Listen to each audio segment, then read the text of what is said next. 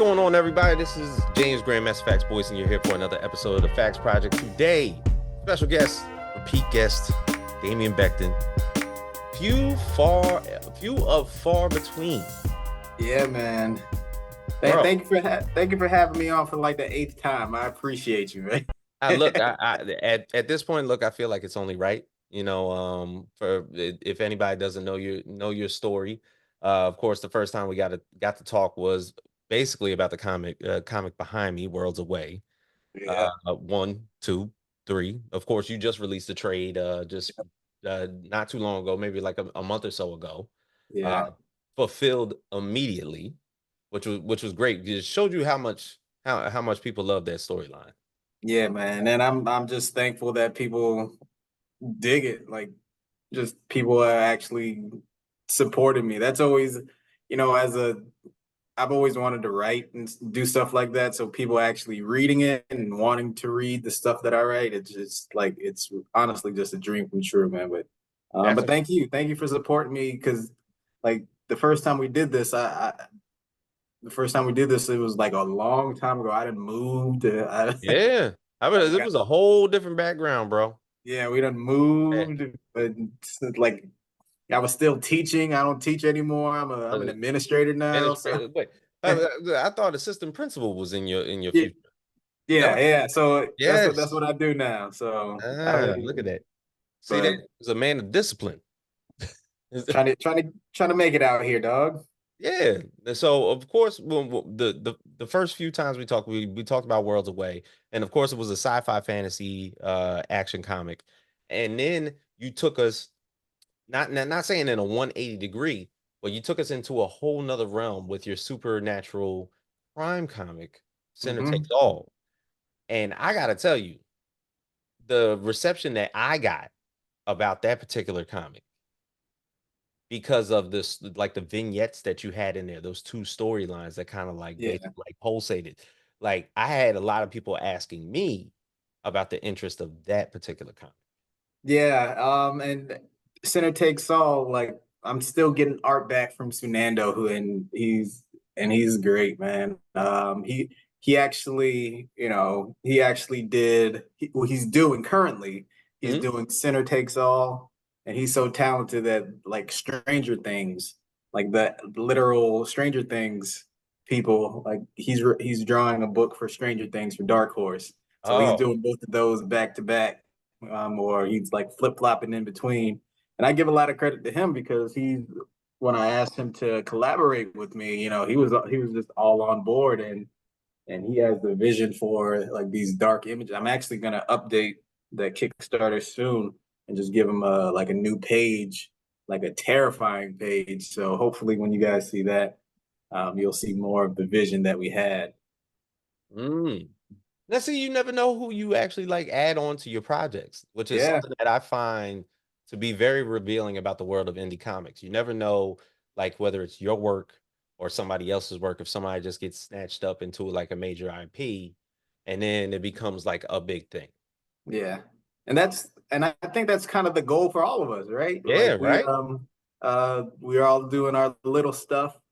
Hopefully, and I would assume that most of us have that dream of, quote unquote, blowing up, Hmm. working on major IPs, then, doing your own thing.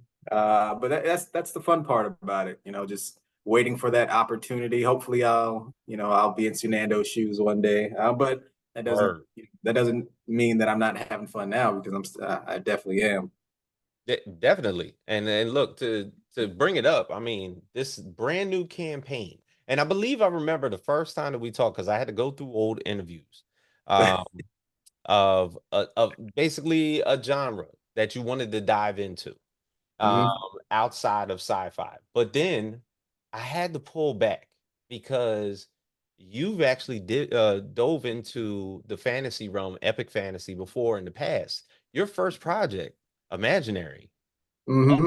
was a fantasy comic, and it not to say that it resembles this one or anything like that, but the inspirations are the same. Yeah. Man, imagine, shout out to Melody Calderon. She was the artist that I was working on for a book called Imaginary. That's that was like 2018, I think. That book, it didn't even get funded. But that was a part of the learning process, man. Right, right. Like I think we only had 47 backers.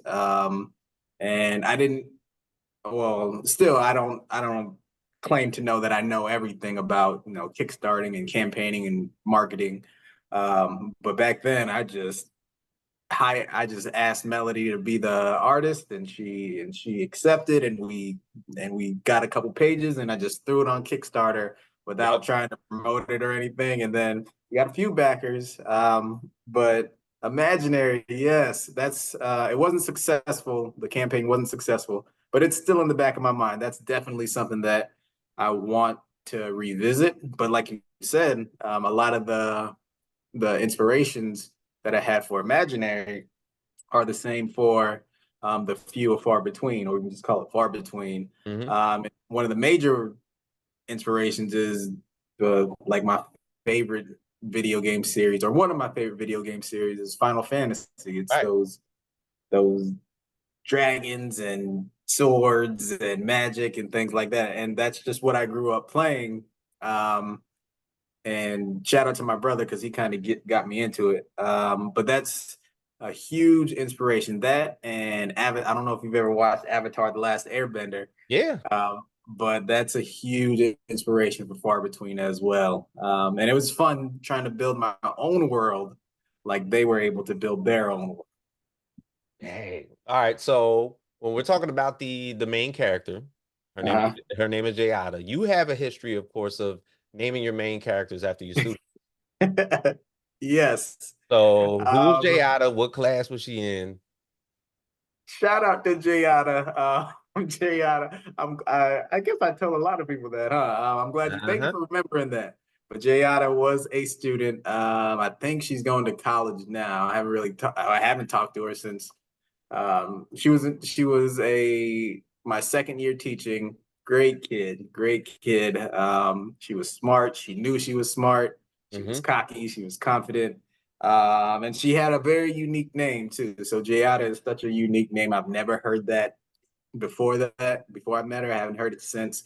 Um, but just even though she had a unique name, it wasn't just the name that kind of inspired the character. It was more of her personality as well, because she was Mm. a good kid, very smart. Even if she didn't know the answer to a question, she acted like she knew the answer to a question, Right.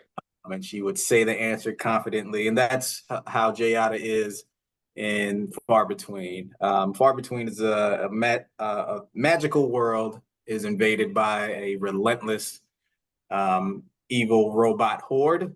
So it's like a bunch of Ultrons from the Marvel universe invades Fairyland or something like that. Ah. They try to take over what we call the Mech Nation. They try to take over Reveria, the Golden Queendom, which is a nation that's more of magic. They still use magic. And then there's Animalia, which is a land where there's a bunch of beast-like warriors. So when Terroframe, the AI, crash lands, they try to take over and just causes chaos. And then Jayada, our main character, she runs into or she discovers a friendly version of Terraframe called Blueprint. Mm. It's the prototype Terraframe. And of course, Jayada doesn't trust it. But as we go through the story, Jayada learns that teaming up with Blueprint may be the only way to save Far Between. So that's kind of where we start off.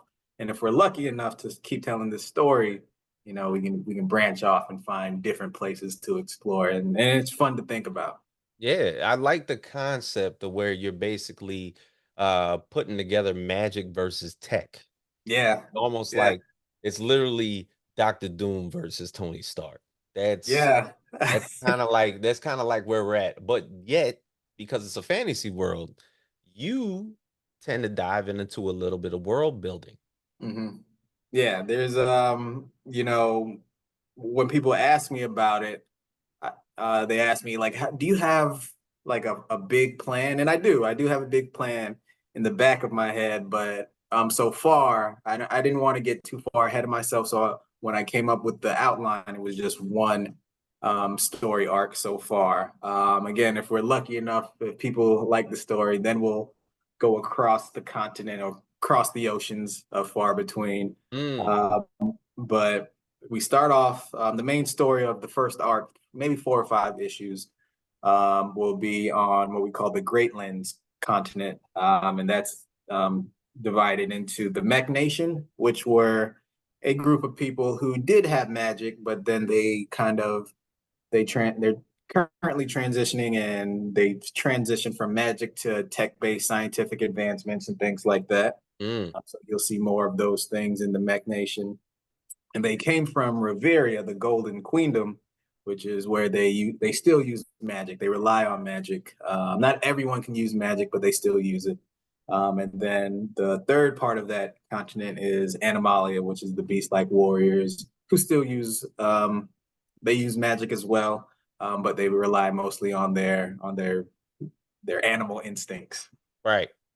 And I've seen, of course, because you tend to notice this a lot in fantasy, whether Mhm. depending on which IP that's mostly popular and that you've watched, is that you've gotten to the map drawing business. Yes, that was really fun, and it helped. And I wanted to help Rosario. Shout out to Rosario Mendez, who's the artist.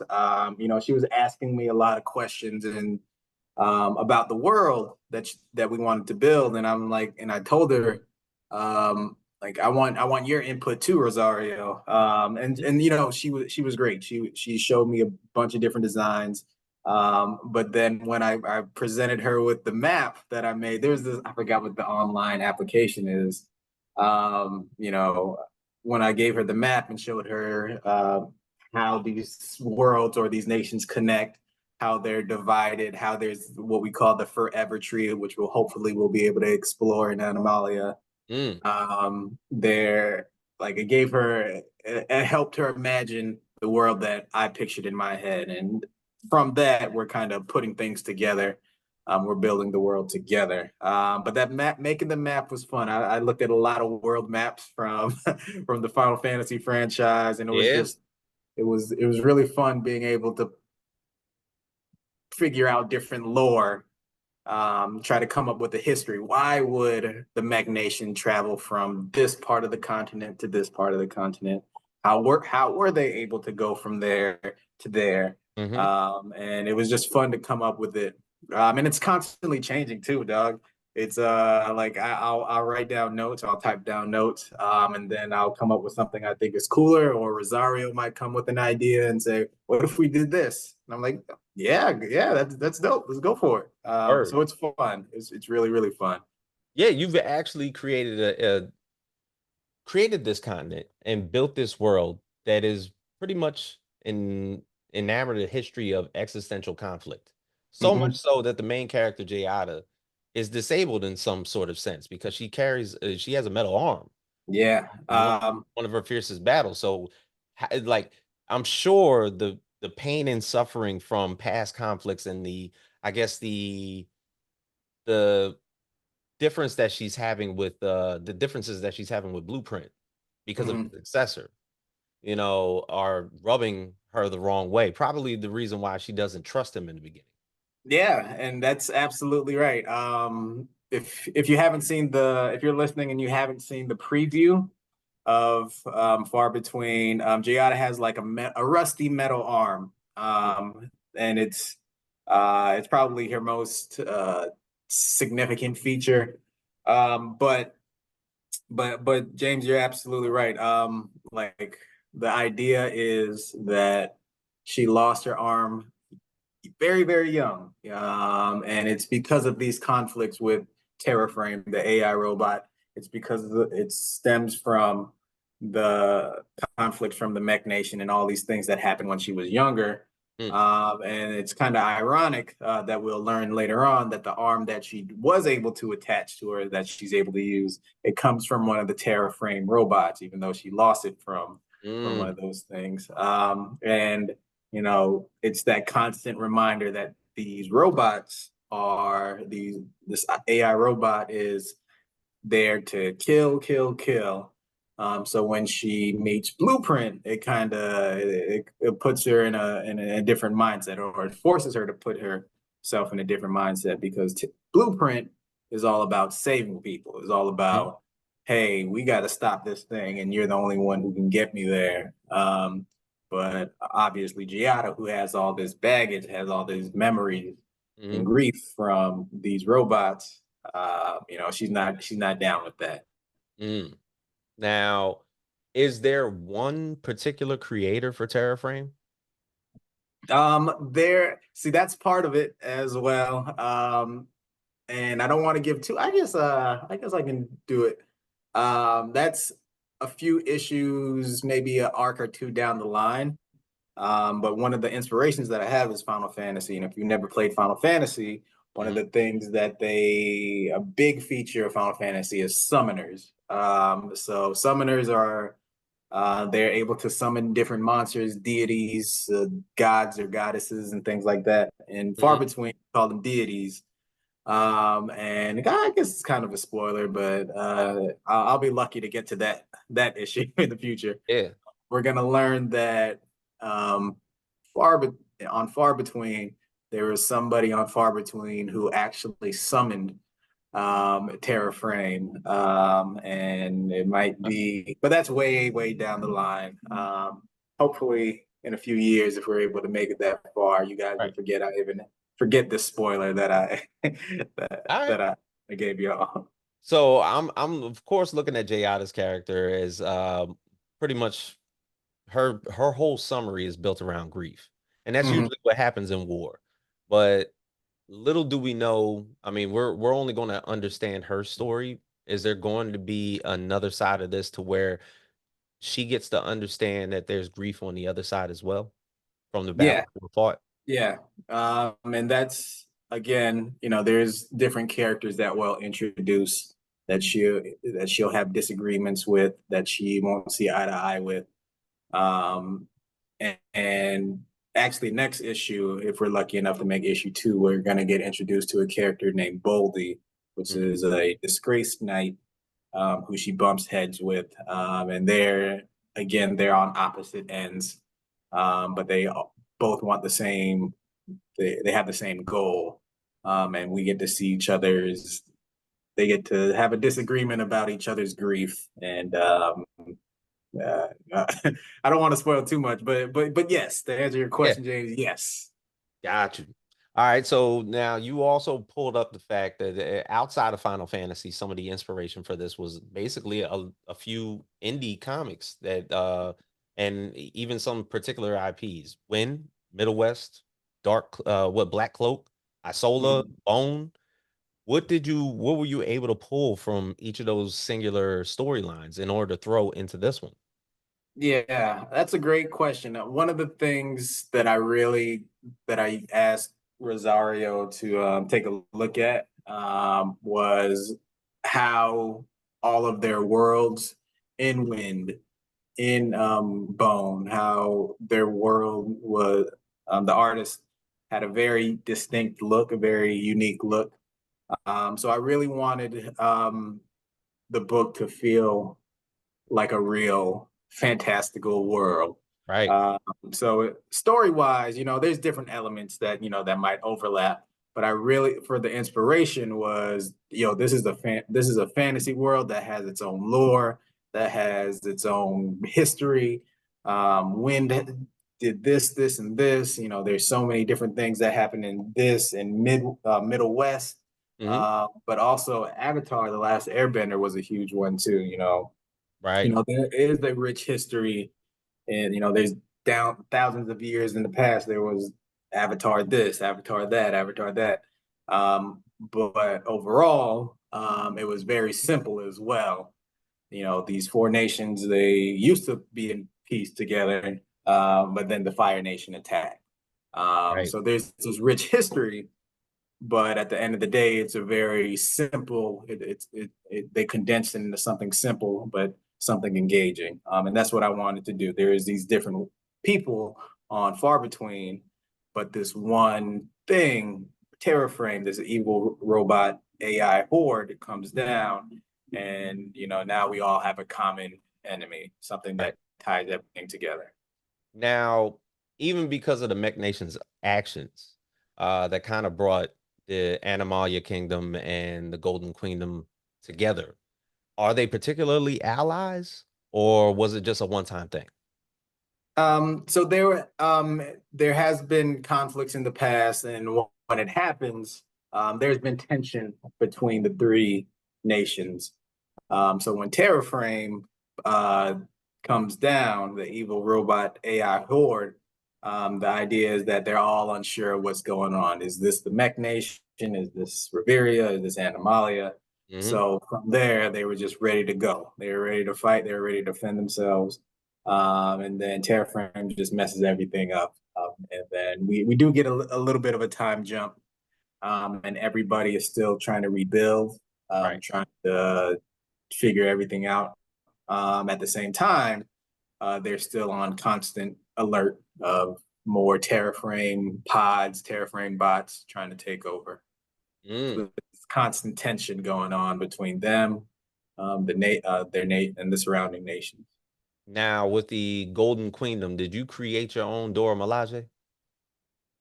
There is a there is a we're gonna get into that too. The Boldy, which the disgraced knight that we were talking about a little bit earlier, was one of the Golden Knights that we're gonna get into on the second issue. So yeah, there's sort of a Dora Milaje in there. The Golden Knight. Yep. Mm. Oh, I can't wait because Boldy, I named him after a rapper. Boldy James. Boldy James, Boldy yeah. So, I James, mean, Detroit's own, brother. yeah, man. Hey, I love Boldy, man. And he drops like 6 albums every year, dog. Absolutely. That man's catalog is large. Yeah, but I can't wait to write him. I even got a long time ago because this has been a while since I actually wrote this issue. Shout out to Devin R. Scott who actually edited back in 2022 or something like that. Love that guy, Um, man. yeah, man, good dude. But I actually wrote a short for Boldy, and hopefully that comes out too. But yeah, so it's really fun. It's really fun to think about, but I'm not going to cross that bridge until we get there. Okay, so you basically you pretty much already have it in your head that there's spin-offs available. Yeah, yeah, and that's the fun part about world building because in Far Between number 1 through 4 or 5, we're really on one continent. Hmm. But the idea is, like I said, hopefully, cross your fingers, everyone. If we make it that far, then we'll be able to cross the oceans and go to this place. We'll see how this continent handled Terraframe, or if they were able, or were they just completely knocked off the map. Yeah, But yeah, there's a lot of stuff in the back of my head that will change. I write notes down now, mhm, and then I'm like, scrap that. Let's try this. I think I like this a little bit more than that. right. But I think that's the fun part too. See, I always ask that particular question, is there anybody outside of the main protagonist and antagonist that if there was a supporting character that everybody would more than likely find as like a fan favorite? Hmm. Is Boldy that person? Boldy, and then I have some more. this this would be in the second arc.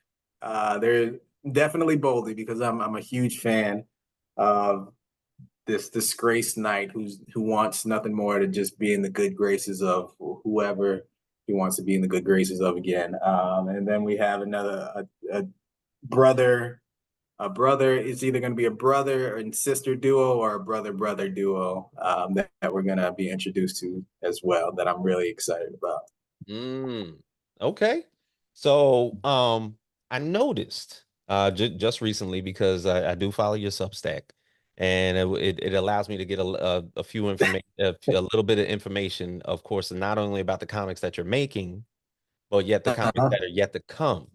So, obviously, because you just brought up Boldy James, that his hip hop is definitely a big influence on you. Right? In hip hop, is now, of course, you born and raised in South Carolina, you live in North Carolina, but Right. Crit, Outkast, Bun B, like Southern hip hop is your thing. But That's but it. yet you have this project that is sort of like an homage to that. Yeah. Please And, tell us about this. and I'm gonna come back when that's out. Hopefully this it's called Choppin Blades, y'all. If y'all don't know what Choppin Blades means, go to the south. Oh yeah, I mean I don't know if it's up north, but Choppin It Blades is means not just up north. I live up it's north. not. No, I was in the military down south, and we don't talk about that stuff up here. Oh well, Chopping Blades is just riding in a car with oversized 22-inch rims, and it honestly just looks like blades spinning on the wheels. But chopping blades, that's been in the back of my mind for a while too. Hopefully that comes out right after Far Between. I'm working with another Mad Cave Studios talent search winner Marco Mercury, and he's giving me some dope stuff, and I'm gonna be showing off the cover very very soon. But Mm, Chopping Blades is twisted metal meets magic meets hip hop music, and it's a love letter to Southern culture, not just hip hop, but the you car know culture. the car culture. Because if you go to the South, even my brother, I talked about it in my Substack, but my brother just had like a 1980. I remember he had a 1987 or a 1988 dark blue Caprice Classic, had 20-inch rims on it, and he had a system in it. Like you couldn't just your Couldn't even hear the face, people talking. You just heard bass. just Ooh, vibrating. that's it. And then you just, even if you were outside, it would have your window, your the window shaking, the picture shaking. Yeah. That's a big thing in the South too. So if you grew up in the early 2000s, you probably seen it on TV with Paul Wall and Mike Jones and Slim Thug and all that. Hmm. So it's kind of a love letter for that, because I think something in comics in general is missing is a lot of blackness. There's a lot of there's not a lot of blackness in there, and I want to put that culture into the light, but not as like a negative thing, because a lot of people say, that's just materialistic things, throwing rims on the car. Hmm. I mean, that may be true, but that's our culture. That's what it is. Like, I'm like, if I had the money, I'd throw some 20-inch rims on my whatever right now, but I just don't got it. That would be a sight to behold. Your assistant principal rolling up to the school on some 20s.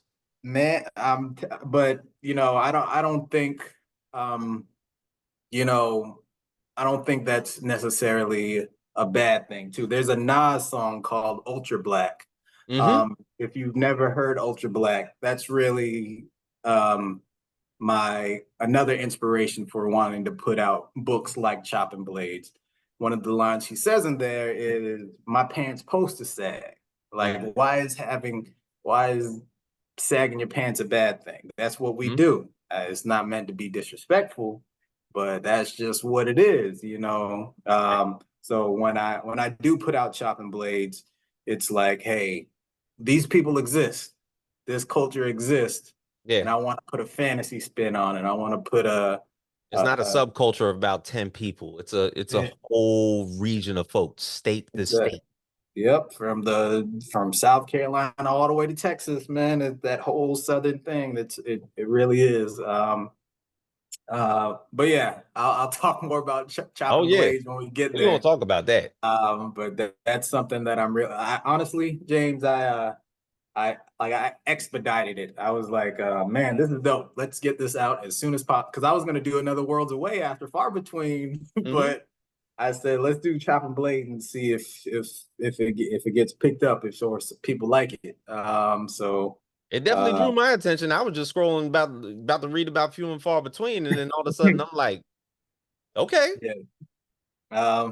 Even in the cover, man, I'm like let's make this as let's make this black. Let's make this black. There's I'll even give you guys like a teaser on the cover of Choppin Blades. Is I don't know if you've ever listened to Forever is a Mighty Long Time by Crit. Hmm. But the cover is just him is just showing his grill. That's So it. on the It's just cover, teeth. we just the main character Ryan, he's actually showing his grill, and he got a sword on his shoulder, and he got the car in the background. So that's really something that I'm really excited about. So more black stories in comic books, please. Absolutely. And even more so, not even to dive off of that subject. I know you said that you pretty much wanted to expedite that, but there's still the second arc of this baby right here. Yeah, yeah. Shout out to Christian too, man. He emailed me the other day. He said, "Hey, when are we getting started?" I said, "All right, after Chopping Blades, please." Yeah. But yeah, so we're gonna do that too. Yeah. Now, look, man, look, the first this for one, if anybody did not know, this is the launch date. So I saw already today that you're already, already hit 1,000. So you're a quarter of the way there already within the first day. So that's Yeah, already a plus, especially for a project. You know, fantasy brand is new. my thing. I mean, I'm sorry, I know people got certain things that they love on Kickstarter and whatnot, but I'm with it 100%. Yeah, I appreciate that, man. But yeah, we thank you for having me on the launch day too. We are let me look at it right now. We're at 11:59. I'm looking at it right now. 11:59. So we're 28, 29% funded, which is a good sign, y'all. Yep. If I think I read like you know projects that are there's like 80% of projects that go over 20% are funded. So Yep. having 25% plus on day one, it's a good sign. And I'm thankful for all 47 of you guys so For far sure. who's pledged. And I'll do my part. I'll keep everyone updated. And I'm happy everyone is excited about it. Absolutely, man. Always good talking to you, bro, man. Thank you for being on the pod. Of course, for anybody Coming that, back. I'm yeah, coming yo, back, you dog. definitely coming back. Come I'm on, coming bro. back for And chopping blades, even if we don't whether record it's now. chopping blades, Worlds Away, getting into the second arc, we're going to do Worlds Away 5. We're going to get into this 100%. We definitely going to talk about chopping blades. We might need time. You know what I'm Yeah, saying? we just going to. I'm not even gonna record nothing. We just gonna chop Well, it up, dog. word. Word. Damien, always a pleasure. For anybody out there, of course, go out there and get the Few of Farbetween issue 1 fantasy adventure comic out right now on Kickstarter. Thank you again, bro. Thank you for having me. Thank y'all. Word. So for everybody at the Facts Project, James Grandmaster Facts Boys, Damien Becton, and we are out.